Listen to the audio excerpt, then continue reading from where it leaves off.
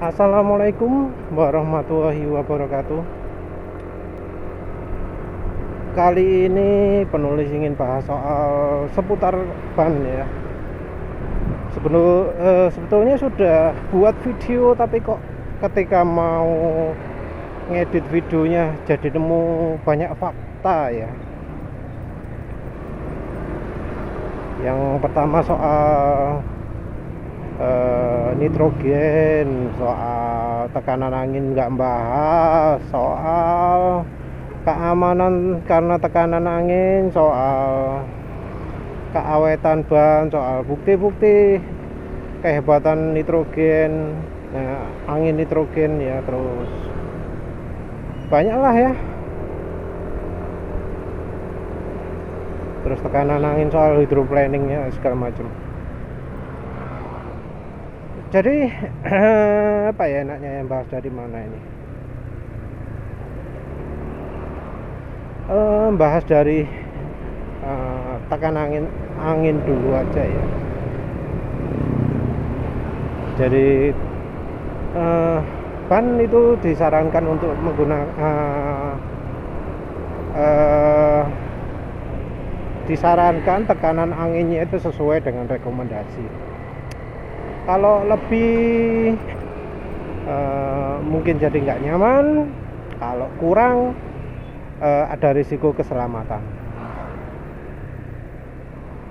Jadi ada pendapat kalau misalnya ban pingin nge-grip, tekanan ban dikurangi. Ya betul, tapak ban itu memang makin lebar ya, makin nge-grip, tapi hanya pada kondisi tertentu, yaitu ketika jalan pelan. Jangan pelan seberapa ya, di bawah 25 km per jam kali ya. Misalnya kalau lagi mendaki gunung, berkelok-kelok di gunung, dan itu pun kalau bebannya nggak banyak. Jadi walaupun tekanan ban dikurangi, jangan sampai under gitu loh. Karena justru jadi bahaya kalau tekanan terlalu rendah. Ketika beban kendaraan itu ditingkatkan, jangan sampai tekanan anginnya kurang. Kalau menurut Bridgestone atau mana ya, kayaknya semua pabrikan ban itu kalau misalnya membawa beban atau jalan di kecepatan tinggi, disarankan gak budek kupingnya banget dong. Pokoknya kalau membawa beban atau jalan kecepatan tinggi, disarankan tekanan angin itu ditambah sampai 4 PSI. Tapi ya perhatikan juga rekomendasi ya. Perhatikan rekomendasi dan juga perhatikan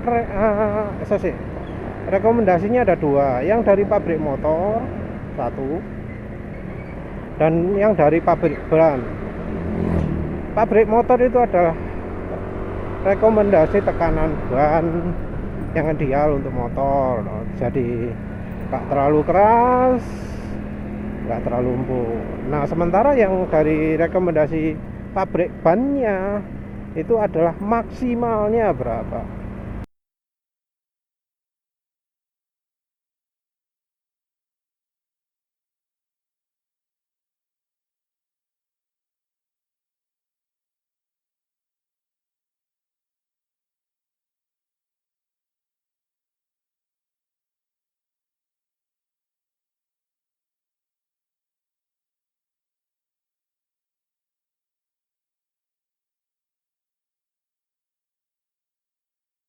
Di situ ada kemampuan maksimal ban, bebannya maksimum berapa kilo per bannya. Tapi biasanya kalau beban itu besar-besar ya angkanya, pakai LBS itu berapa LBS itu? 350 LBS lebih lah ya. Kira-kira anggap aja 2 kali ya, setengahnya ya. Per ban anggap aja 150 kilo per ban itu. Kalau 2 ban ya berarti 300 kilo. Nah, kira-kira kayak gitulah. Yang biasanya lebih banyak limitnya itu adalah kecepatan. Sekarang pun ada ban yang dijual dengan spesifikasi L. L itu kecepatannya berapa? 100 km per jam. 100 km per jam ini termasuk lambat ya. Ngepres sih untuk motor matic yang kelas 110 cc, 125 cc. Maksimalnya ya 100-an gitu kan. Kalau yang NMAX ini, nah ini lebih kencang. Nah kalau yang untuk model maxi gitu, biasanya yang kelas P atau S, kecepatannya 150 atau 180. Yang mana ya? Yang P mungkin yang 150, yang S itu yang 180. Yang jelas ya kita harus perhatikan ya maksimumnya tekanan ban itu kadang ada yang rendah juga. Jadi yang maksimum kecepatan ratingnya itu L, itu biasanya tekanan bannya itu 225 kPa. Kalau di convert jadi PSI itu sekitar ini ada contoh rider ngawur nih, biar nyalip dulu aja. Jadi 225 kPa itu sekitar 32 PSI. 32 PSI itu rendah ya.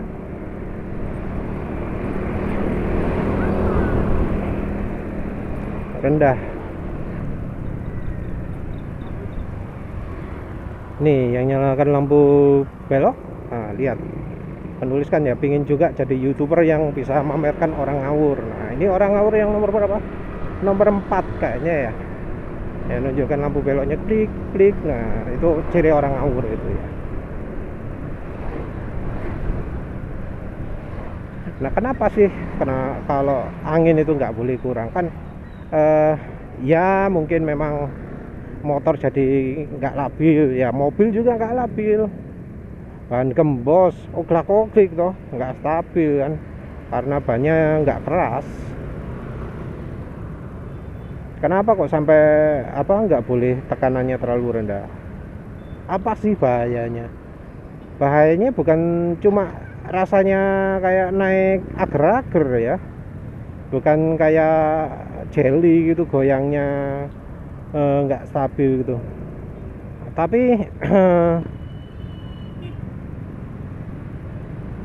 tapi juga karena ada hubungannya dengan umur ban juga. Jadi mungkin sering ya dengar kasus ban meletus di jalan tol. In this controlled explosion, the camera was securely fastened down 5 meters away from the tire and directly in the line of the blast.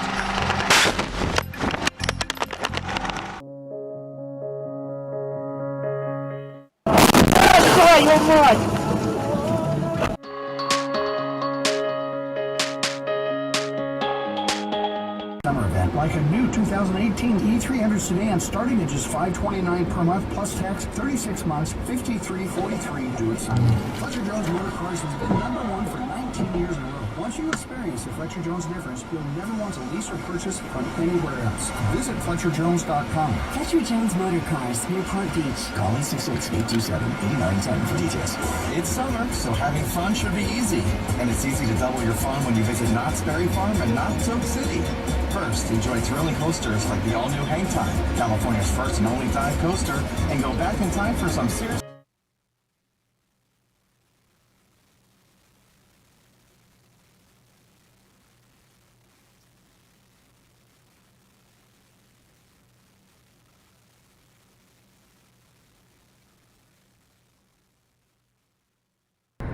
Itu kenapa kok bisa meletus? Katanya sih kelebihan beban. Ya memang benar, kelebihan beban itu salah satu alasannya. Tapi ya itu bisa dirunut juga dari tekanan angin ban kurang. Ya karena kan sudah dijelaskan sebelumnya, kalau kendaraan mau dipakai kencang, mau membawa beban berat, itu tekanan angin harus ditambah 4 PSI ya. Itu kalau mobil ya, kalau motor ya di skala sendiri. Mobil itu standarnya mulai dari 30 sampai 36 ya, beda-beda tiap merek. Mobil ringan LCGC itu 36 malah. Ya yang jelas tekanan angin kurang itu bisa jadi penyebab ban meletus di jalan. Kenapa kok bisa meletus?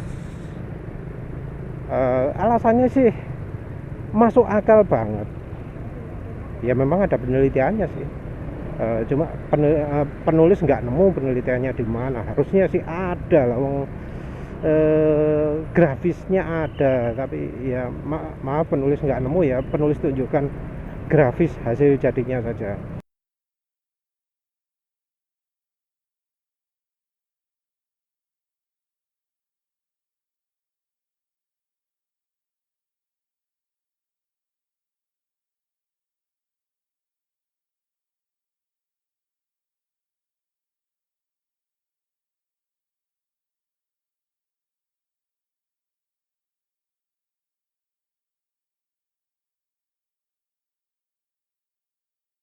You have less air in the tires. The tires are now not performing at their ultimate level, and it mostly affects the size. Jadi gini, kalau tekanan angin ban kurang itu, ban itu jadi lebih mudah berubah bentuk kan. Jadi waktu kalau bannya kempos, kurang angin, kan bagian yang paling bawah yang kena aspalnya, yang kena permukaan jalannya itu kan nggak bulat sempurna toh, ada nekuk-nekuknya. Tekukan-tekukan ini kalau kita jalan merata kan, jadi pas gini yang kena tekuk ya pindah-pindah, jadinya akhirnya ketika kita jalan pakai ban kempos, seluruh permukaan samping ban itu ditekuk-tekuk semua. Nah kalau ini dilakukan di kecepatan tinggi kan nekuk-nekuknya jadi cepet. Jadi kan kalau jalan itu ban nekuknya irit satu-satu gitu ya. Nah karena permukaan ban ini nekuk-nekuk, dinding ban ini jadi panas. Kalau sudah panas ya akhirnya jadi cepat rusak. Kalau parah ya bisa sampai pecah dan bisa meletus bannya. Ini terjadi baik untuk ban tubeless maupun pakai ban dalam. Ini kasusnya terjadi lebih banyak di mobil sih ya. Di mobil itu kan bebannya berat, banyak mulet-mulet terus permukaan dinding samping banyak, karena muletnya keterusan panas dan akhirnya meletus. Ya inilah bahayanya pakai kendaraan kencang dengan tekanan angin yang kurang. Kencang bawa beban berat dipakai kencang, tekanan angin kurang, bisa meletus banyak. Tapi penulis seringnya dengar ini di mobil. Kalau di motor gimana? Kalau di motor itu yang sering terjadi itu di motor yang pakai ban dalam. Bocornya juga nggak seheboh kalau ban mobil yang pecah. Biasanya ya bocornya tahu-tahu lo kempes bannya gitu ya, nggak seheboh itu. Soalnya gini, pecahnya itu pecah karena bukan pecah ya, kegerogoti ban dalamnya itu. Jadi gini, kalau bannya gembos terus, ban luar yang kena jadi korban. Kan ban luar itu lebih kaku ya daripada ban dalam. Nah kalau ban luar ini dipaksa nekak terus, akhirnya membentuk retakan-retakan. Kadang nggak kelihatan, di luar ban itu oke-oke saja, tapi di dalam ban itu jadi ada retakan-retakan.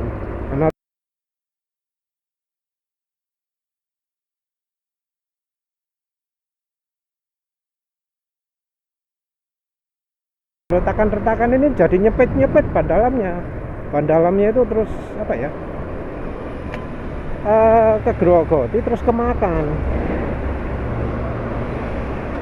Jadi aus, makin lama makin aus, akhirnya ya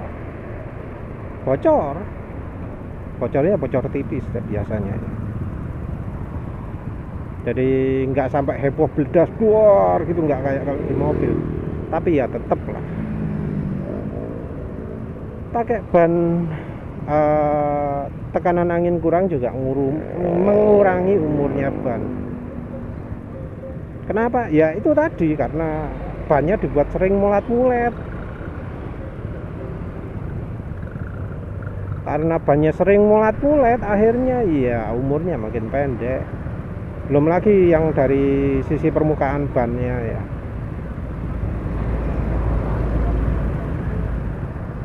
Kalau ban sering kempos, permukaan pinggir yang cepet aus.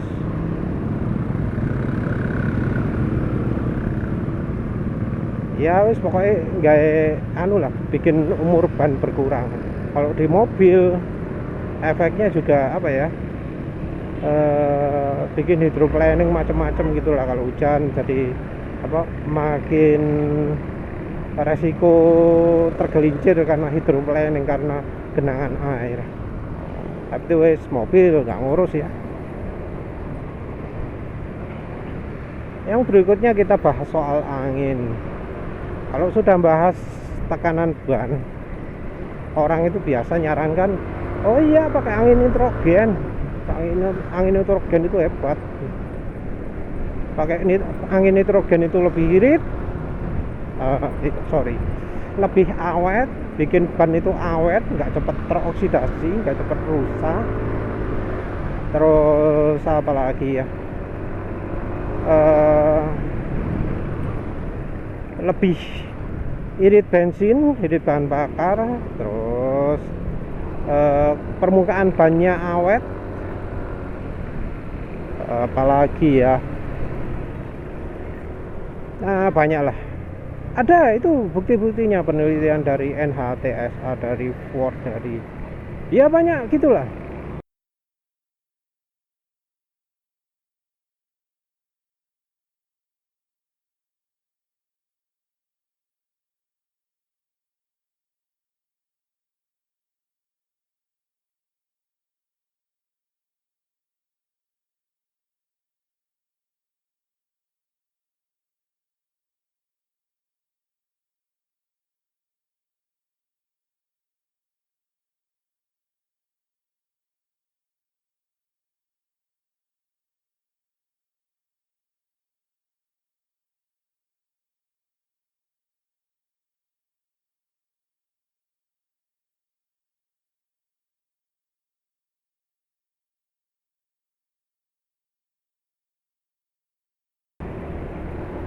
Ada penelitian yang apa, kalau ban itu dikasih suhu 60 derajat ya, terusan di open, terus habis gitu diisi angin 50%-nya oksigen, 50%-nya nitrogen, itu katanya dalam 3 minggu sudah rusak. Padahal kalau yang normalnya bisa sampai berapa bulan gitu nggak rusak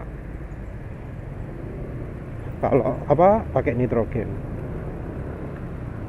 Nah, sayangnya kebanyakan dari penelitian itu ada detail yang kita itu nggak diberitahukan sama yang apa, yang jualan alat isi angin nitrogen ataupun yang usaha isi angin nitrogen. Jadi benar emang ada penelitian bahwa nitrogen itu ya menghasilkan seperti itu. Ya, yang nggak diperhatikan itu adalah dari sisi ya detail-detailnya itu. Contohnya, mengapa kok lebih banyak kandungan oksigen bikin ban itu nggak awet? Karena bannya pakai ban radial yang ada bajanya, yang ada logamnya di dalamnya.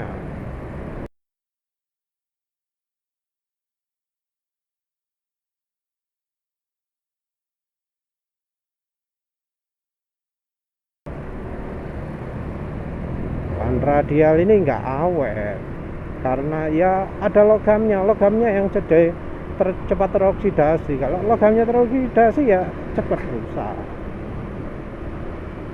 Dan nggak semua kendaraan ada belt besinya. Jadi kayak ban Matic gini lah. Ban Matic ini kan bukan radial ya, tapi bias ply. Gonok wesine.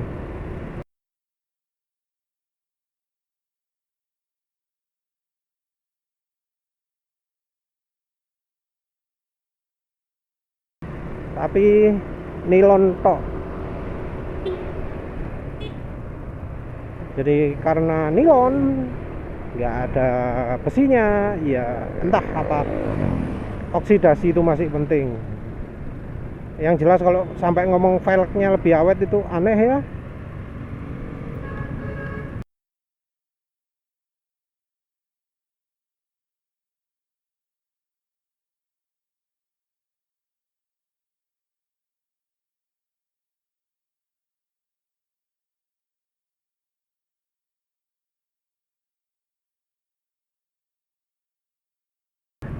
Karena apa? Ya yang namanya velg itu kan aluminium, bukan dari besi. Kalau yang besi itu juga yang pakai ban dalam. Nah, anginnya di dalam ngapain mempengaruhi velg? Ya yang masuk akal lah. Enggak loh, enggak. Nah yang anginnya langsung mau kena logam itu kan yang velg racing. Nah, tapi velg racing kan bukan besi, pakai aluminium. Kalau pakai aluminium, kalau kena oksidasi gimana? Biasanya malah lebih kuat tuh, malah lebih apa namanya, lebih kokoh gitu kalau aluminium teroksidasi. Ya setahu penulis gitu lah. Jadi itu bukan masalah ya. Terus apalagi yang soal lebih irit, terus ban lebih awet dari uji fleet perusahaan truk ya.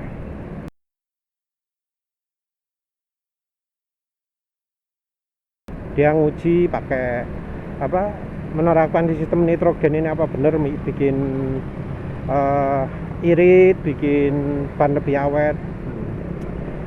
Itu disimpulkan, iya memang benar. Ada yang bilang 85%, ada yang bilang 58%. Bannya jadi lebih irit, bannya lebih awet. Sorry ya, biar nggak lanjut. Lebih awet bannya, terutama dari treatnya, dari tapak bannya jadi lebih awet ketika pakai ban nitrogen. Pakai angin nitrogen. Dari sisi irit juga disebut 3% lebih irit. Nah, mengapa kok sampai bisa begitu? Ada detail yang kita nggak tahu, karena ternyata periode periode isi anginnya itu mengikuti standarnya nitrogen. Jadi bukan mengikuti standarnya angin biasa, udara biasa. Jadi ya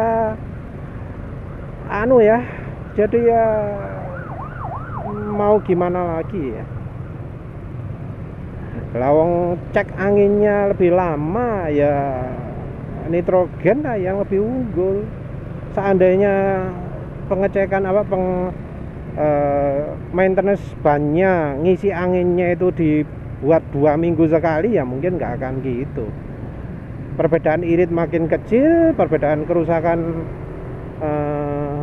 telapak bannya itu akan lebih awet juga. Jadi benar ya, dari penelitian itu banyak yang menyebutkan bahwa pakai ban nitrogen itu lebih awet.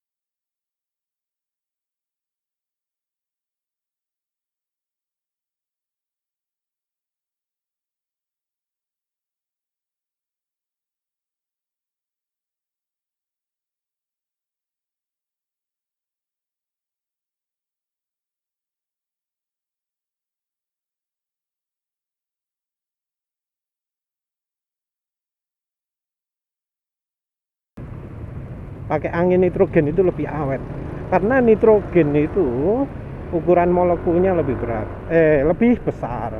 Karena lebih besar, ngowosnya lebih sedikit. Jadi kalau oksigen itu bisa bocor lewat pori-pori, lebih mudah daripada ban nitrogen. Kalau bannya nitrogen lebih sulit. Tapi ya nggak sampai 2 kali lipat lah. Ada yang ngomong 30, ada yang ngomong 70, penulis nggak jelas lah. Yang jelas ban nitrogen itu lebih awet. Ada yang ngomong 70% gitu, ada yang ngomong 30%, wes nggak ngerti lah. Yang jelas ban nitrogen itu anginnya lebih awet. Jadi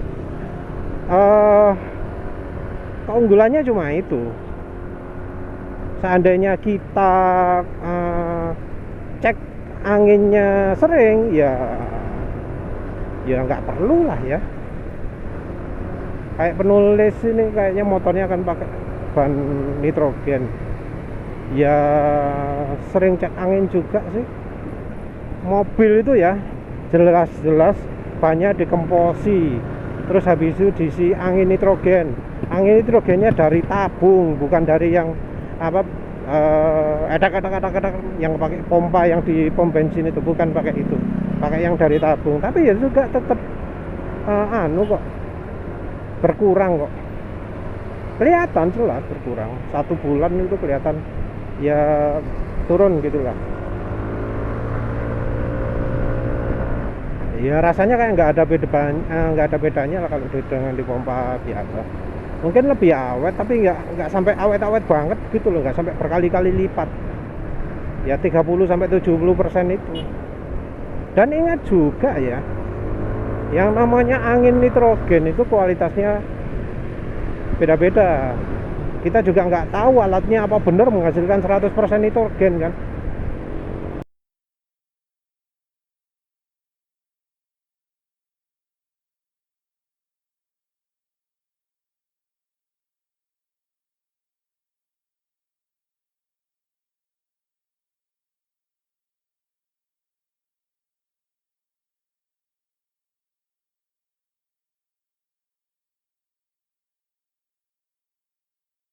Yang ngeklaim itu biasanya nitrogen lebih dari 95% ya.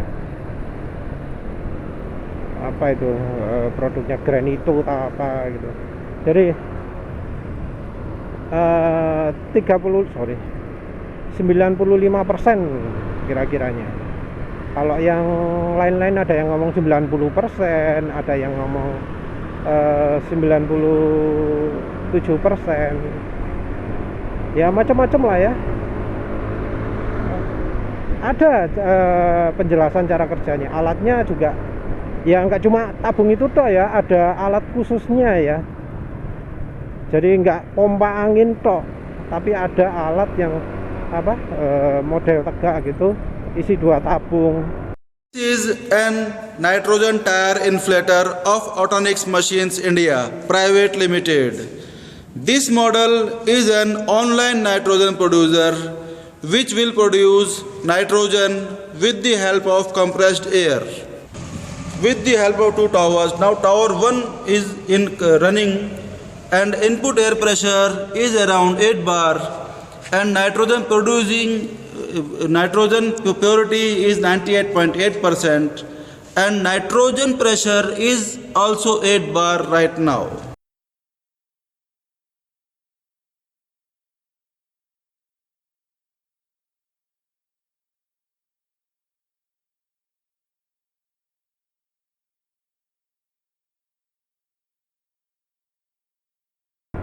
Nah itu dia menggunakan proses pemisah antara nitrogen dan oksigen. Jadi alatnya itu sebenarnya bisa untuk menghasilkan oksigen dan bisa menghasilkan nitrogen. Tapi kalau untuk pompa ban jelas yang dipakai nitrogennya saja. Entah kenapa ya nggak disimpan. Dan mengapa setiap mau ngisi ban harus nyalakan pompanya dulu. Kita juga nggak tahu apa bener mekanismenya itu bekerja ya. Soalnya itu kelihatan ya, setiap kali tabungnya ada 2 itu alasannya karena untuk rukir. Jadi begitu nitrogennya keluar dari tabung satunya, nanti sudah full, itu ganti yang tabung satunya lagi. Tabung satunya jadi ngisi nitrogen, yang tabung sebelumnya oksigennya disedot keluar. Jadi pakai sistem sedotan. Jadi gantian, harus gantian. Nah, kita ini nggak yakin apa kalau bener itu alatnya menghasilkan ini nitrogen yang lebih murni, apa nukernya itu, switchnya itu sudah pas. Ya belum lagi yang bener-bener nipu ya, ngaku-ngaku nitrogen tapi enggak. Jadi nitrogen itu enggak mungkin lah sampai 100% murni nitrogen. Jadi cuma berapa persen gitu loh. Dan ingat ya bahwa udara itu 27%, 23 sampai 27% itu adalah oksigen. Jadi nitrogennya sudah mayoritas. Berapa hitungannya? 73 sampai 78% ya. Itu nitrogen. Nah, ditingkatkan jadi 95% lah. Itu kalau jujur. Kalau jujur 95%, kalau nggak jujur ya embuh. Angin tok ya. Atau misalnya kalau alatnya lagi bermasalah, yang diisi bukan nitrogen tapi malah oksigen, wah bisa masalah lah. Nah, bicara soal ini penulis juga pernah kalkulasi ya, pengembangan molekul atau apa itu sebenarnya bedanya sedikit loh antara daya muainya oksigen dan nitrogen. Nanti kalau nemu lagi penulis sharing ya.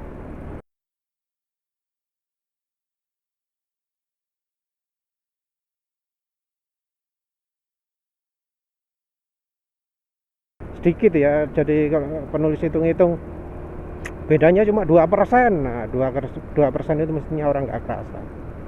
Ada penelitian yang khusus meneliti soal rolling resistance ya.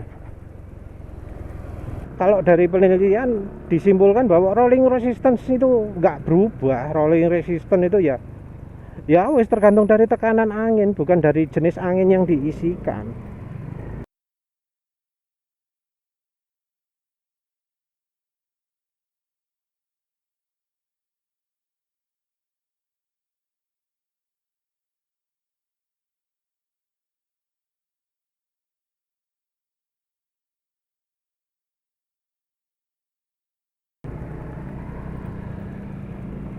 Terus soal perbedaan daya muai gitu, ada yang mengukur deflection ya, perubahan permukaan ban ketika bannya diisi dengan nitrogen dibandingkan dengan udara biasa. Dan hasilnya apa?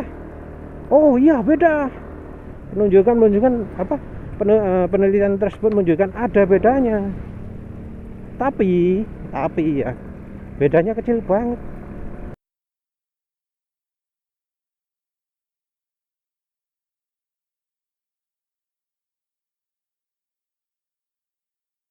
.0,001 berapa gitu loh, kecil lah pokoknya. Ya nanti penulis share kalau nggak lupa. Terus sudah sampai sini. Terus sekarang soal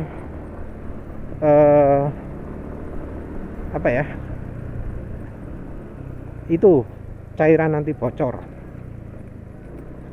Cairan itu bocor ini ya ada keunggulannya, ada kelemahannya. Sering didemokan bahwa wah ban ini hebat ya, dikasih cairan anti bocor bisa nggak bocor sama sekali. Iya hebat, tapi perhatikan itu motornya motor apa? bannya pakai ban dalam apa enggak. Karena saya paku-paku gitu cocoknya kalau untuk yang pakai ban dalam. Soalnya kalau pakai ban apa namanya, ban kayak gini, ban tubelas kayak di NMAX ini, banyak kan udah tebel banget itu ya.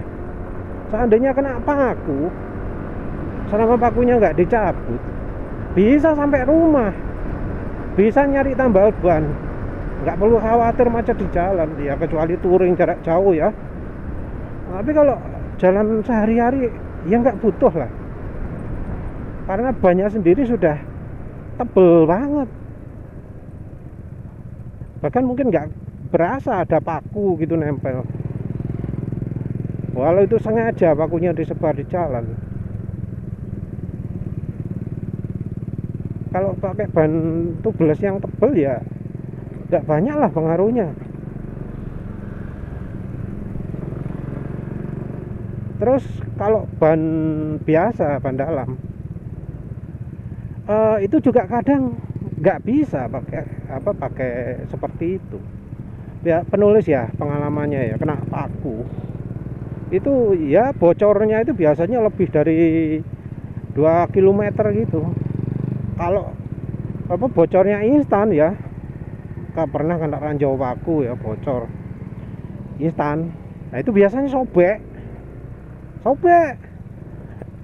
ya, sampai lumayan besar lah ya, pernah sampai besar banget.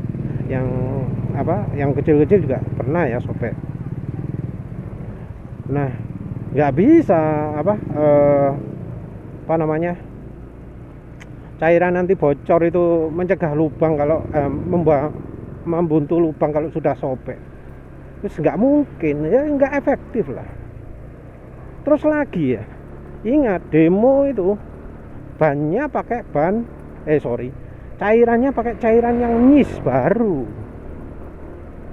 dan cairannya sudah kadaluarsa. Bisa jadi nggak gitu, kadang jadi encer sehingga pas kena paku ya tetap aja nggak fungsi, atau jadi malah membuat kayak lem gitu, jadi kayak lem gitu, dan juga membuntu pentilnya segala, sampai tutup pentil aja susah dibuka, itu bisa terjadi. Jadi kalau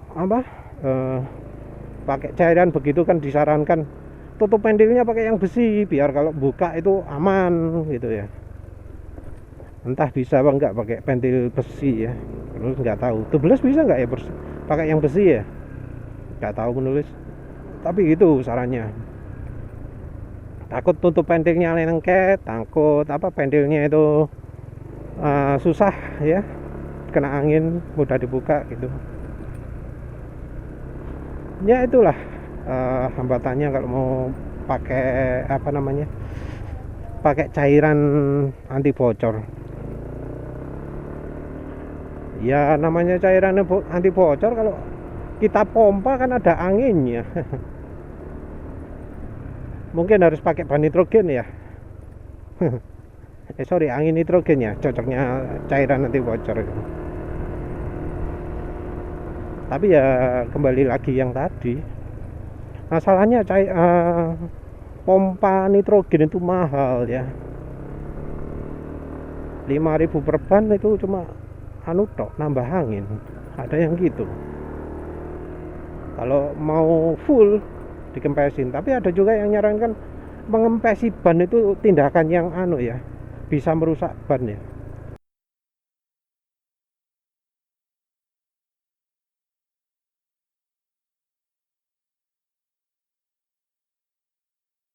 Ya lah, wis kontroversi. Penulis sendiri nggak apa-apa, pakai angin biasa aja cukup. Yang penting tekanannya lah dijaga, jangan sampai kurang. Karena kalau kurang, nah itu resiko banyak. Motor apa jadi keras? Ya enggak lah, kan penulis sudah pakai suspensi yang enak. Masih tekanan ban agak terlalu keras, yang penting suspensinya bagus kan nyaman. Masuk tekanan ban dikurangi, kalau suspensinya jelek ya nggak enak lah. Ya wes lah, begitu saja. Terima kasih udah menonton. Assalamualaikum warahmatullahi wabarakatuh.